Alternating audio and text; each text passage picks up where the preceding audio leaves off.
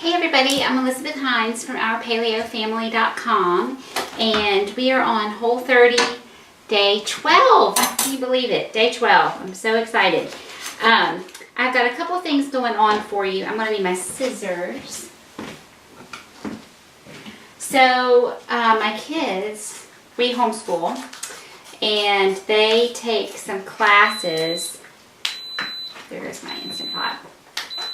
At a Christian camp here in town, and today is their last day, so I have a couple hours to myself, and pardon the weird hands, but I enjoyed a little time at Target this morning and tried on some nail polish, things that I know my husband does not understand, but I enjoyed it immensely.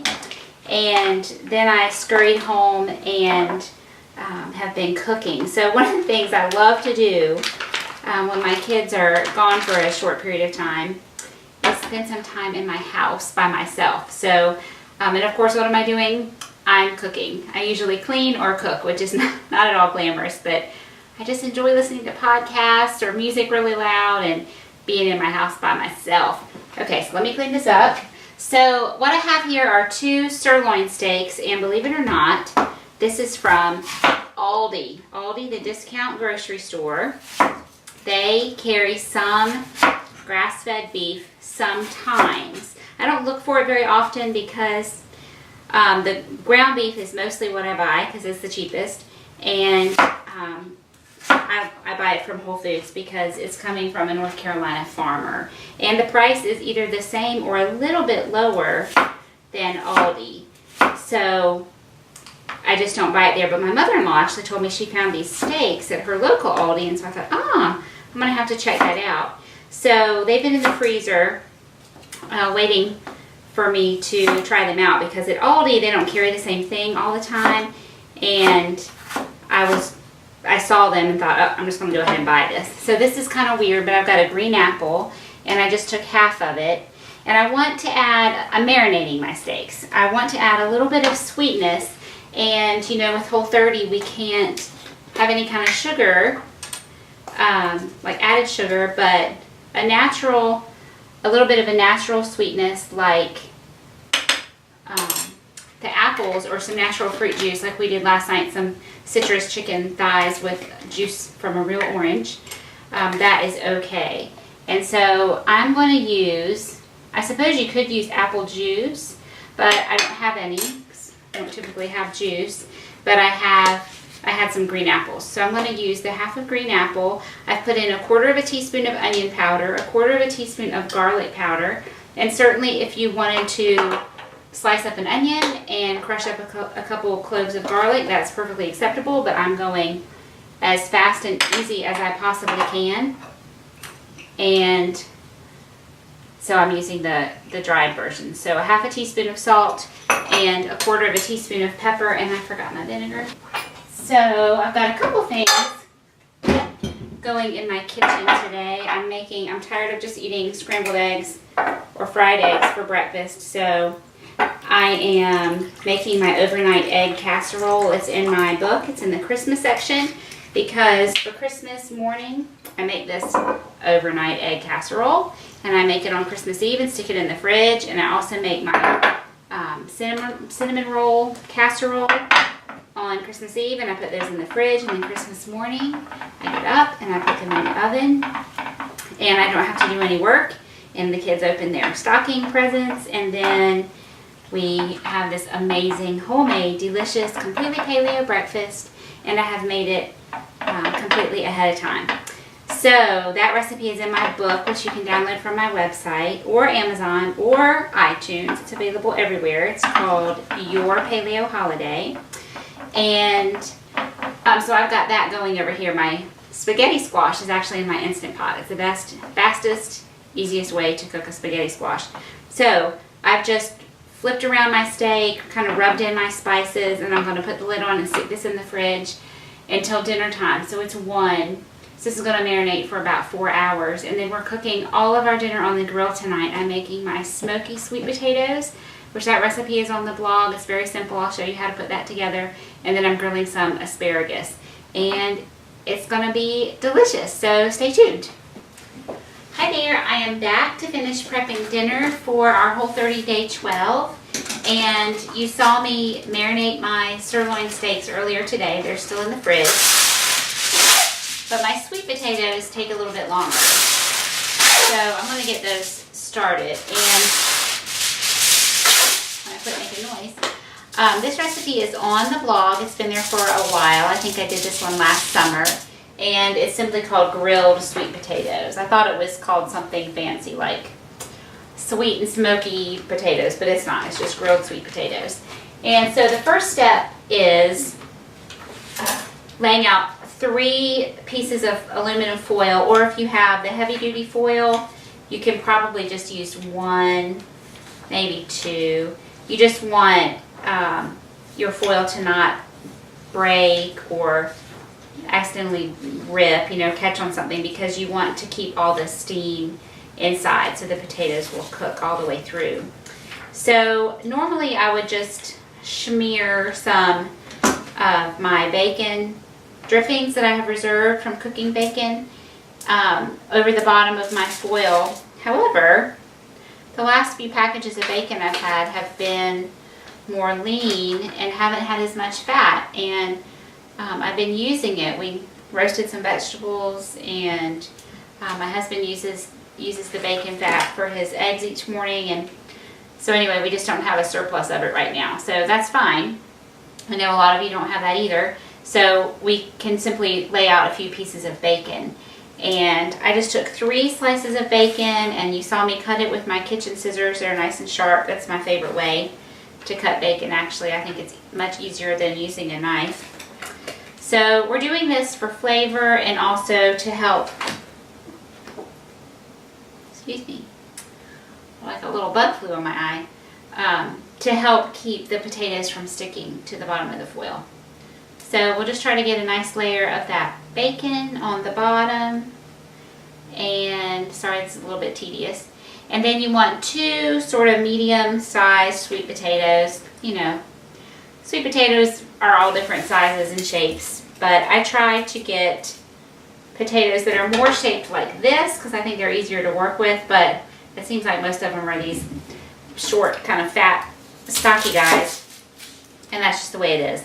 That's okay. So you just want a couple of medium-sized sweet potatoes. Of course, it depends on your family. You could easily make this, you could scale this up, or you could scale it down if you're just serving 1 or 2 people. My family of 4, 2 adults, 2 kids, 2 sweet potatoes is plenty for us.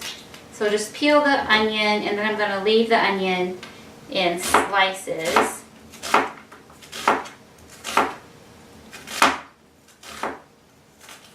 And we'll just set this aside because I'm going to do layers. So I won't use all the onions at once. I did use all of my bacon at once, but I told you that's just, it's like greasing the pan. It's what my bacon is doing there. Alright, so my onions are ready. Now I'm going to slice my sweet potatoes. And I just bought these on Saturday. You see, they already have some bad spots, which is irritating. So I'm just going to cut them thin. So 1/8 of an inch, just as thin as I can cut them. Now I'll cut off these little bad parts. As thinly as I can cut them safely. If you have a mandolin and you'd like to use that, by all means. I think most mandolins would give you a thinner slice than this.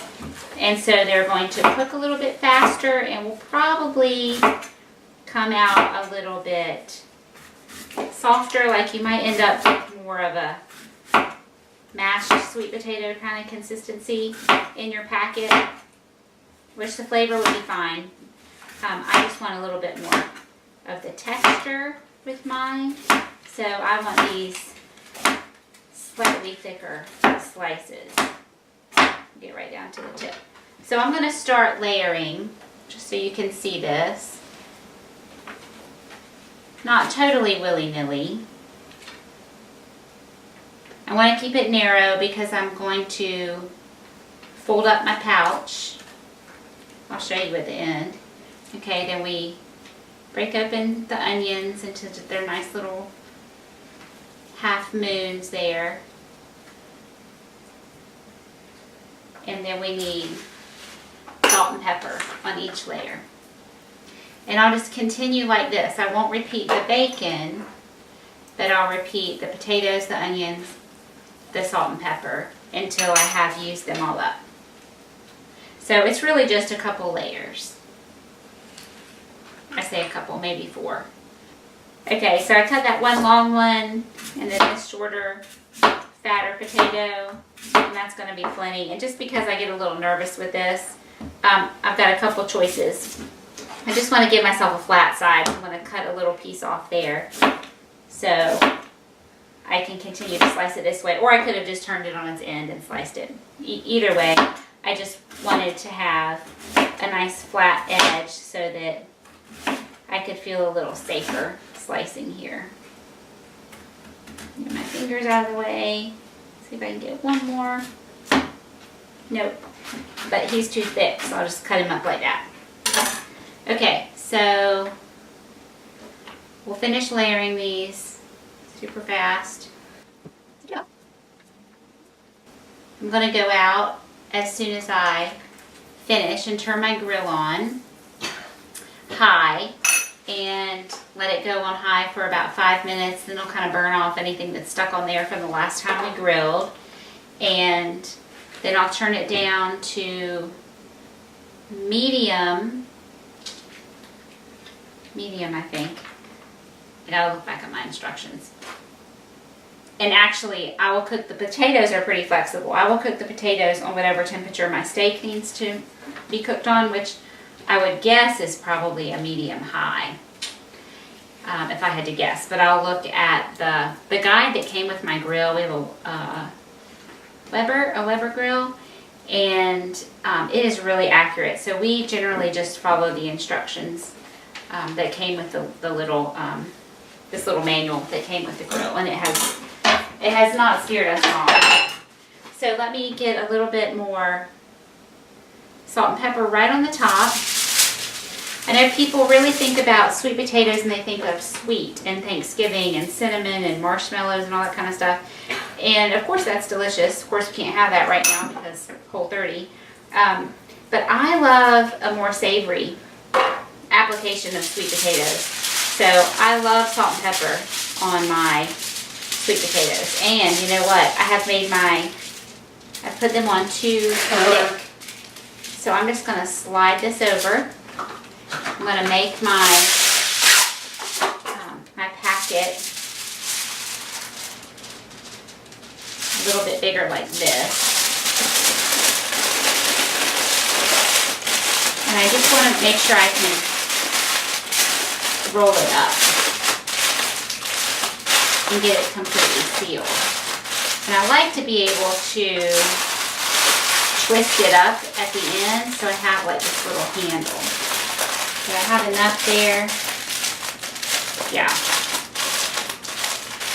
It's sealed up and I'll be able to pick this up with some hot pads, but I'll be able to pick it up off the grill. So I'm going to go get that on the grill. Okay, so I'm looking at my instructions for my grill for the steak, and this is what Weber has to say for red meat. They say steak, New York strip, porterhouse, ribeye, T-bone, filet mignon. You cook on direct high heat. But a flank steak is direct medium heat.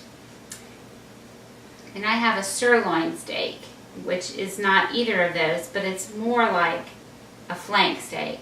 So I'm going to cook on medium for about 8 to 10 minutes, and then that should give me a nice medium doneness, and then I'll give it some time to rest. I will continue to cook just a little bit more, and hopefully it'll be just right. So the only other thing I need to prepare is my asparagus, which I'll put on the grill the same time I put the steaks on, because 8 to 10 minutes is perfect for most veggies.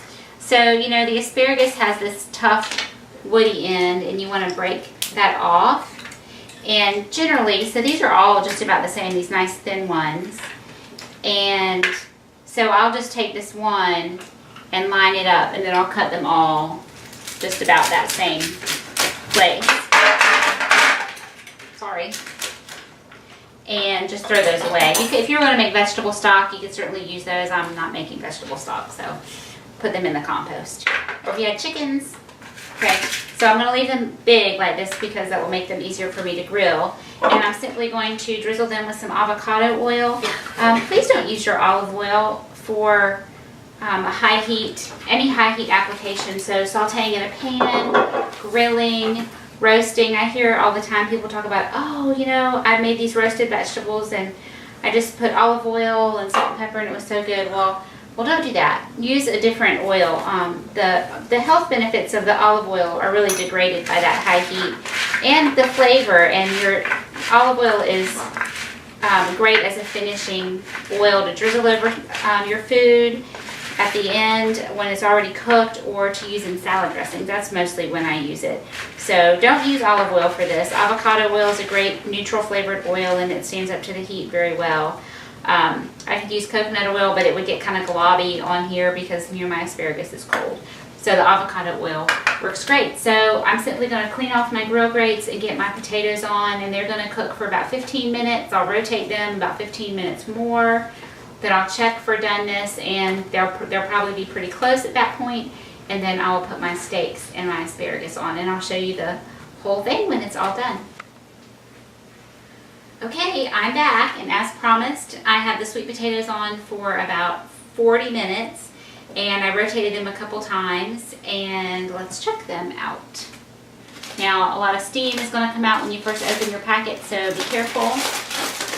Keep your fingers out of the way. I cheated and I opened this already.